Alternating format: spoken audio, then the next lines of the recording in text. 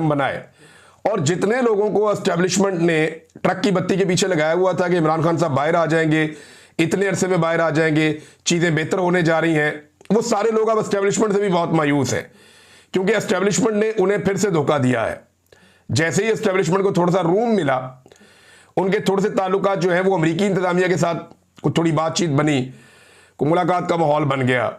दूसरा, जैसे ही एस्टेब्लिशमेंट को जो है वो इंडिया की लड़ाई के बाद थोड़ा सा कुशन मिला तो फौरी तौर पे एस्टेब्लिशमेंट का रवैया बदल गया। अब उन्हें इस बात से कोई सरोकार नहीं है, या फिलहाल जब तक कि वो मुश्किल में नहीं आते, या फिलहाल जब तक कि वो फंस नहीं जाते, तब तक वो ये धोखा जारी रखेंगे। ये बज़ाहिर दिखाई दे रहा है।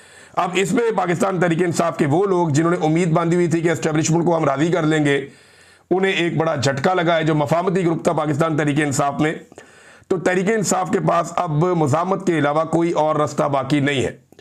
और मौजूदा हुक्मरानों में तो जमहूरियत इतनी है बेचारों में कि बिलावल ने ट्वीट करके, आपको हैरत होगी वैसे, हालात इनके ये हैं कि आर्मी चीफ ने अमेरिका में जो तकरीर की, उस तकरीर में हुक्मरानों को कुत्ते से तशबीह दी। जैसे उन्होंने कहा कि अगर कोई डॉग भी आपके ऊपर, वहाँ पे एक सहाफ़ी है वो रिपोर्ट कर रहे थे, अगर कोई डॉग भी आपके ऊपर हुक्मरान है और वो अच्छे काम करता है तो आपको उसको सपोर्ट करना चाहिए। तो कुत्ते के साथ एक हुक्मरान को तशबीह देना आर्मी चीफ की जानिब से, इसके बावजूद मौजूदा हुकूमत का बिल्कुल खामोश रहना, ये बड़ा इंटरेस्टिंग है। आर्मी चीफ कुछ और भी अगर कह देते इस हुकूमत को या किसी भी हुकूमत को, तो इन्होंने बिल्कुल नहीं बोलना था। सियासतदानों की जितनी मर्जी तौहीन हो, हुक्मरानों की जितनी मर्जी तौहीन हो, जूते पॉलिश जारी रहने चाहिए, क्योंकि इनको समझ आ गई है कि जब तक ये जूते पॉलिश करेंगे, इक़्तिदार की हड्डी इन्हें मिलती रहेगी। और जो हड्डी डालता है और जिसको हड्डी डालता है, फिर उसको वो वही समझता है जो आर्मी चीफ साहब ने कह दिया। अब मामला ये है कि इसके बावजूद किसी की गैरत नहीं जागी। और क्या किस्मत है बेचारे शहबाज शरीफ साहब की, कहीं से एक खिताब आ जाता है, कहीं से दूसरा खिताब आ जाता है, और इन्हीं खिताबात के बीच में वो चुप करके सर फेंक के जनाब इक़्तिदार के मजे ले रहे हैं, और किसी लम्हे भी उन्हें गुस्सा नहीं आता, किसी लम्हे भी उनकी गैरत नहीं जागती। अब एक तो होगी ये चीज। दूसरा, बिलावल जरदारी और पीपल्स पार्टी, यानी बिलावल जरदारी जो है वो फील्ड मार्शल का जो मुलाकात वाला मामला है डोनाल्ड ट्रंप के साथ, उसकी खुशखबरी कौम को अपने ट्विटर पे सुना रहे हैं।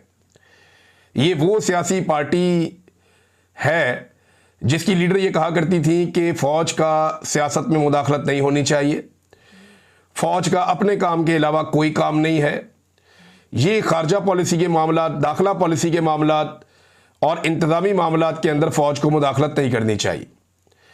आज उसी खातून बेनज़ीर का बेटा बिलावल जरदारी वो मुबारकबादें देता है, वो खुशखबरियां कौम को सुनाता है कि फील्ड मार्शल की अमेरिकी सदर के साथ मुलाकात हो रही है। आप अंदाजा कर लीजिए, ये ज़हनी तौर पे तस्लीम कर चुके हैं कि इन्होंने मिलिट्री एस्टेब्लिशमेंट की गोद में बैठकर इक़्तिदार के मजे लेने। पीपल्स पार्टी ने भी ये तय कर लिया है, PMLN ने भी ये तय कर लिया है। अब इनके बीच में मुकाबला अवामी हमायत का नहीं होगा, इनके बीच में मुकाबला नहीं होगा कि कौन अवाम की कितनी हमायत इकट्ठी करता है। इनके बीच में मुकाबला हमेशा ये रहेगा कि कौन कितने अच्छे जूते पॉलिश करता है। जो जितने अच्छे जूते पॉलिश करेगा उसके वफाकी हुकूमत बनाने के इम्कानात बढ़ जाएंगे और सूबाई हुकूमतें इनको साथ मिल जाया करेंगी, जो इनके दिमागों में फार्मूला चल रहा है। जब तक कि अवाम नहीं जागती तब तक तो ये चीज़ें होती रहेंगी। अब अपोजिशन ने तकरीर करनी थी पंजाब असम्बली में, वहाँ पे जो फ्रंट वाले 4 माइक हैं जो अपोजिशन लीडर के, वो चारों तोड़ दिए किसी ने, और जो पीछे वाले हैं वो बंद कर दिए। अंदाज़ा करें आप, इनके अपने अंदर इतनी बड़ी डिक्टेटरशिप मौजूद है। जो डिक्टेटर की फिर ज़रूरत क्या है? ये पॉलिटिकल पार्टीज डिक्टेटर्स की तारीफें करते करते खुद डिक्टेटर बन गई हैं। नाज़रीन, ईरान के हवाले से और इजराइल के हवाले से कुछ खबरें हैं। उनमें ईरान ने इजराइल पे बहुत बड़ा मिसाइल हमला किया है, वसी पैमाने पर तबाही फैलाई है। हमलों में 50 से ज़ायद इसराइली शहरी ज़ख्मी हुए हैं, और जो ताज़ा हमला किया है उसमें दर्जनों ड्रोन्स और जदीद सेजल मिसाइल वो ईरान की जानिब से दागे गए हैं। इससे पहले इस मिसाइल का गालिबन इस्तेमाल नहीं किया गया था, ये नए मिसाइल फेंके गए हैं, और बहुत सारी अब वीडियोज़ भी सामने आ रही हैं। इसके अलावा ईरानी हमलों में जो खुफिया जगहों पे छुपे हुए हैं या जो बंकर्स के अंदर छुपे हुए हैं इसराइली शहरी, उनके अंदर काफ़ी खौफ फैल गया है। इस हवाले से चीज़ें रिपोर्ट हो रही हैं, जबकि इसराइली वज़ीर दिफा ने एक धमकी दी है ताज़ा, और उन्होंने ये कहा कि जो अस्पताल पर हमला हुआ उसके बाद आयतुल्लाह खामनेई को कत्ल करने का हमारे पास जवाब मौजूद है और अब आयतुल्लाह खामनेई के ऊपर हमला किया जा सकता है।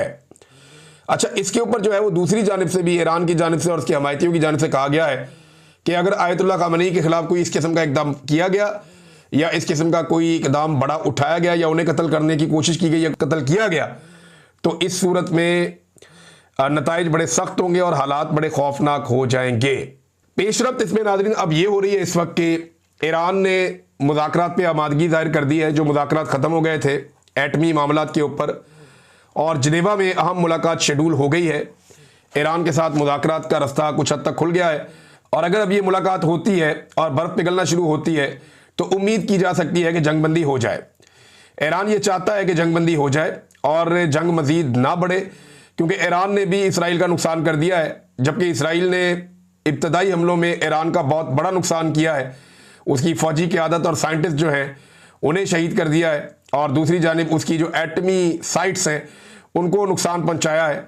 और ईरान अब ये दावा भी कर रहा है कि हम तो एटम बम बना ही नहीं रहे थे, हमारा तो इस बारे में कोई इरादा ही नहीं था। 2003 में आयतुल्लाह खामनेई ने मना कर दिया था कि ईरान एटमी कुव्वत नहीं बनेगा, तो फिर हमने एटम बम नहीं बनाना था। अब ईरान ये मौक़िफ़ भी सामने लेकर आ रहा है, और इस मौक़िफ़ के साथ साथ वो बातचीत के दरवाजे भी खोल रहा है।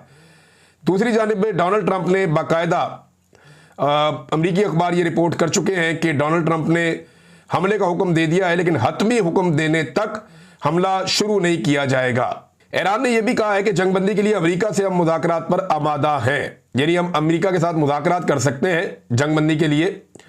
ताहम ईरानी सुप्रीम लीडर आयतुल्लाह खामनेई ने अवामी सतह पर अमेरिका से मुज़ाकरात की मुखालफत की है, यानी वो ये कह रहे हैं कि हम अमेरिका से मुज़ाकरात नहीं करेंगे। लेकिन टाइम्स ऑफ इसराइल के मुताबिक न्यूयॉर्क टाइम की एक रिपोर्ट में बताया गया कि ईरानी वज़ारत ख़ारजा के एक सीनियर ओहदेदार ने कहा है कि ईरान अमेरिका के साथ मुज़ाकरात पर आमादा है। देखिए, बातचीत तो आपको करनी पड़ती है, चाहे आप जंग के बाद कर लें, जंग से पहले कर लें, बातचीत ही मसले का हल होती है। रूसी सदर का स्टेटमेंट भी आया और उन्होंने कहा, जी ईरान इसराइल जंग को ख़त्म कराने में मैं सालिस का किरदार अदा करने के लिए तैयार हूँ और सालिस का किरदार अदा कर सकता हूँ। रूस एक ऐसा मुल्क है जो इसराइल और ईरान दोनों के साथ राब्ते में है, और ये मुल्क ये रोल प्ले कर सकता है कि जंगबंदी करवा दे। देखिए, बहुत सारे ममालिक ऐसे हैं जो दोनों ममालिक के साथ राब्ते में, उनमें रूस सर फहरिस्त है। अमेरिका का राब्ता इसराइल के साथ है और ईरान के साथ एक थोड़ी बदएतमादी है, लेकिन रशिया दोनों ममालिक के साथ ताल्लुक भी रखता है और वो जंगबंदी भी करवा सकता है। तो यहाँ पे अमन को एक मौका दिया जा सकता है।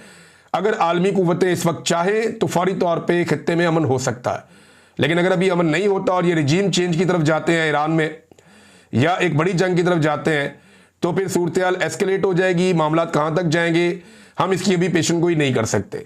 हम इस सूरत पे नजर रखेंगे, आपके साथ शेयर करते रहेंगे। नाज़रीन, अब तक के लिए इतना ही। अपना ख्याल रखिएगा, अपने इस चैनल का भी। अल्लाह हाफ़िज़।